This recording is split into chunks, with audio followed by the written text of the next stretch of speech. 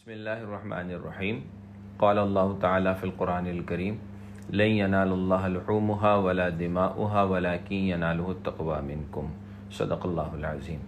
اللہ تبارک و تعالی کا ارشاد ہے کہ اللہ تبارک و تعالی کے ہاں نہ قربانی کا خون پہنچتا ہے نہ گوشت پہنچتا ہے، بلکہ جو چیز پہنچتی ہے وہ تمہارا تقوی ہے۔ عید الاضحیٰ یہ پیغام دیتی ہے کہ رب چاہی زندگی کو اپنانا ہے اور من چاہی زندگی کو چھوڑنا ہے۔ قربانی کے لیے اونٹ کی عمر کا کم از کم 5 سال ہونا ضروری ہے، جبکہ بیل، گائے اور بھینس کا کم از کم 2 سال ہونا ضروری ہے۔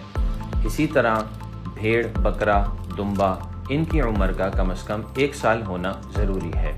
شہر میں قربانی کا وقت عید کی نماز کے فوراً بعد شروع ہو جاتا ہے، جبکہ دیہاتوں میں جہاں عید کی نماز نہیں ہوتی وہاں قربانی کا وقت صبح صادق سے شروع ہو جاتا ہے، جبکہ اختتامی وقت دونوں کا ایک ہی ہے، یعنی 12 ذوالحجہ۔ 12 ذوالحجہ کی غروب آفتاب تک کا وقت قربانی کا وقت ہے۔ قربانی سے پہلے جانور کو بالکل بھوکا پیاسا رکھنا مکروہ ہے، یعنی چند گھنٹے قبل اس کو پانی پلا دینا، کھانا کھلا دینا، یہ اچھا عمل ہے، یعنی بالکل بھوکا پیاسا جانور کو نہیں رکھنا چاہیے۔ قربانی کے لیے تیز دھار آلے کا استعمال کرنا چاہیے، کند چھری کا استعمال کرنا مکروہ ہے۔ قربانی کے لیے جانور کو قبلہ رخ لٹانا مستحب ہے۔ اگر جگہ کی تنگی ہو تو کم از کم ذبح کرنے والا وہ قبلہ رخ اس کا ہونا ضروری ہے۔ ذبح کرنے سے پہلے کہ مسنون دعا پڑھ لیں۔ ذبح کرنے کے بعد جانور کو ٹھنڈا ہونے کے لیے چھوڑ دینا چاہیے کہ اس کی خون بہنے سے اس کی جان نکلے۔ ذبح کرنے کے فوراً بعد اکثر لوگ عرف میں اس کو کہتے ہیں نیڑے پہ چھری مارنا، یہ قصائیوں کی زبان میں ہوتا ہے، یہ نہیں کرنا چاہیے، یہ عمل مکروہ ہے، اس سے جانور کو تکلیف ہوتی ہے۔ قربانی کے جانور کی تمام چیزیں استعمال کی جا سکتی ہیں سوائے ان 7 چیزوں کے جن کا استعمال ناجائز ہے۔ نمبر 1 بہتا ہوا خون، جس کو دم مسفوح کہتے ہیں۔ نمبر 2 مثانہ۔ نمبر 3 پتا۔ نمبر 4 غدود۔ نمبر 5 نر جانور کے پیشاب کی نالی، اور نمبر 6 مادہ جانور کی شرمگاہ، اور نمبر 7 خصیتیں۔ قربانی کے جانور کے گوشت کے بہتر یہ ہے کہ 3 حصے کر لیں، ایک حصہ اپنے لیے، ایک حصہ رشتہ داروں کے لیے، اور ایک حصہ غربا اور ناداروں کے لیے۔ عید الاضحیٰ کے موقع پر غریبوں اور ناداروں کو خصوصی طور پر یاد رکھیں اور قربانی کے بعد صفائی اور ستھرائی کا خاص اہتمام رکھیں۔ بسم اللہ الرحمن الرحیم۔ جی میرا نام سید محمد غفران سعید، میں Jamia Karachi department of food science and technology میں بحیثیت اسسٹنٹ پروفیسر اپنی خدمات سر انجام دے رہا ہوں۔ جانور جب ذبح کیا جائے تو ذبح کرتے ہوئے کچھ امپورٹنٹ چیزیں جو ہے وہ آپ نے لازمی طور پہ مد نظر رکھنی ہے۔ مثال کے طور پہ جانور جس وقت آپ ذبح کر رہے ہوں اس وقت کوشش یہ کریں کہ اگر قصائی سے ذبح کروا رہے ہیں تو بہت ہی ٹرینڈ جو ہے وہ قصائی ہونا چاہیے ہے۔ جب جانور کا ذبیحہ کا عمل ہونے لگے تو کوشش یہ کریں کہ اپنے جانور کو اپنے ہاتھ سے تکبیر پڑھ کے جو ہے وہ ذبح کریں۔ جب جانور کے اوپر چھری چلا دی تو اس کے بعد کسی قسم کی کوئی مزید اس کے اوپر ورکنگ اس وقت تک نہیں کرنی جب تک کہ وہ لائف لیس نہ ہو جائے۔ عموماً یہ دیکھنے میں آتا ہے کہ قصاب حضرات جو ہوتے ہیں وہ حرام مغز کی جو اسپائنل کارڈ کے اندر جو ڈوری گزر رہی ہوتی ہے، گردن کے بیچ میں چھری ڈال کے اس نس کو توڑ دیتے ہیں۔ اس نس کے توڑنے کا نقصان یہ ہوتا ہے کہ جانور جو طاقت اپنے جسم کے اندر خون کو نکالنے کے لیے لگا رہا ہوتا ہے تو وہ اتنی طاقت نہیں لگا پاتا، جسم سے مکمل طور پہ خون جو ہے وہ ریلیز نہیں ہو پاتا۔ اس کے جسم کے اوپر جب ایکٹیویٹیز اسٹارٹ کی جائیں، یعنی کہ کھال اتارنے کا عمل کیا جائے، تو اس دوران کوشش یہ ہونی چاہیے ہے کہ جانور کی کھال کے اوپر اگر کوئی گندگی لگی ہوئی ہے تو اس کو صاف کر دیا جائے کہ اس کا اثر جو ہے وہ گوشت تک نہ آئے۔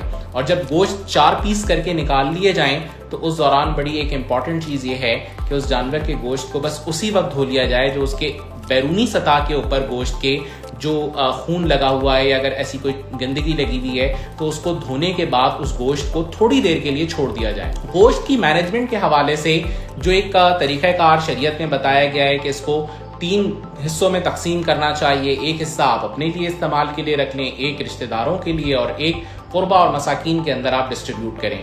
عموماً جو حصہ ہم اپنے لیے رکھ رہے ہوتے ہیں، اسٹور کر رہے ہوتے ہیں، اس کی اسٹوریج ایک بہت ہی امپورٹنٹ جو ہے وہ ایشو بن جاتا ہے۔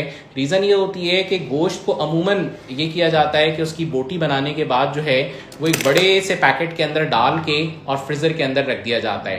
عموماً یہ کنڈیشن جو ہے کوئی اچھی کنڈیشن نہیں کہلاتی, کیونکہ جب گوشت کو نکالنا ہوتا ہے تو پورا پیکٹ نکالنے کے بعد, تھا کرنے کے بعد, یعنی اس کو پگھلانے کے بعد اپنے کام کا ضرورت کا حصہ گوشت کو نکال کے اور دوبارہ سے اس گوشت کو فریز کیا جاتا ہے. اب نارملی کیا جاتا ہے کہ پیکٹ جو ہے وہ تھیلیوں کے اندر بنا کے رکھے جاتے ہیں. تو تھیلی کے حوالے سے ایک خصوصی اگر آپ ہدایات پر عمل کرنا چاہیں تو وہ یہ ہے, ایئر ٹائٹ جارز یا ایئر ٹائٹ جو پیکیجنگ مٹیریل اویلیبل ہوتے ہیں وہ تھوڑے سے ایکسپینسو تو پڑیں گے, لیکن آپ کی صحت سے زیادہ جو ہے وہ ایکسپینسو نہیں ہے. تو فریزر مینجمنٹ کا بہترین طریقہ یہ ہے کہ آپ فریزر کو سیکشنز میں ڈسٹریبیوٹ کر کے اور باکسز, پراپر جو ایئر ٹائٹ باکسز ہوتے ہیں جو فریزنگ کنڈیشن میں استعمال کیے جا سکتے ہیں, ان باکسز کا استعمال کریں. اگر روڈ کے اوپر آپ نے جو ہے وہ قربانی کی ہے تو کوشش یہ کریں کہ وہاں چونے کا استعمال کریں, کیونکہ چونا جو ہے وہ ایک اینٹی بیکٹیریل ایجنٹ کے طور پہ کام کرتا ہے اور یقیناً بہت ساری بیماریوں سے بچاؤ کا سبب بن سکتا ہے.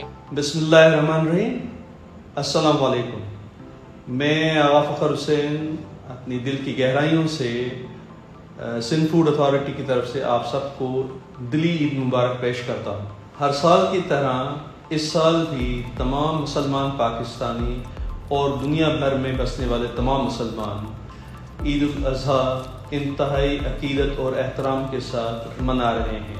عید الاضحیٰ ہم ایک بہت بڑی قربانی کی یاد میں مناتے ہیں. عید الاضحیٰ ہمیں ایثار و جذبہ اور قربانی کا درس دیتی ہے. عید الاضحیٰ کی خاص بات جانوروں کی قربانی اور ان کا گوشت ترسیل و تقسیم ہے. اس ترسیل و تقسیم کے دوران میری سندھ فوڈ اتھارٹی کی طرف سے آپ سب کو گزارش ہے کہ آپ حفظان صحت کے تمام اصولوں اور طہارت کا خاص خیال رکھیں. یہ گوشت نہ صرف ہم غریبوں, محتاجوں, محلے داروں اور عزیز و اقارب میں تقسیم کرتے ہیں, بلکہ یہ گوشت ہم اپنے لیے بھی رکھتے ہیں. تو گوشت کو حفظان صحت کے انتہائی اصولوں کے تحت محفوظ رکھا جائے. یہ social message Sindh food authority government of Sindh کی طرف سے اس عید قرباں پر آگاہی مہم کا حصہ ہے. ایک مرتبہ پھر میری اور سندھ فوڈ اتھارٹی کی طرف سے آپ سب کو دلی عید مبارک.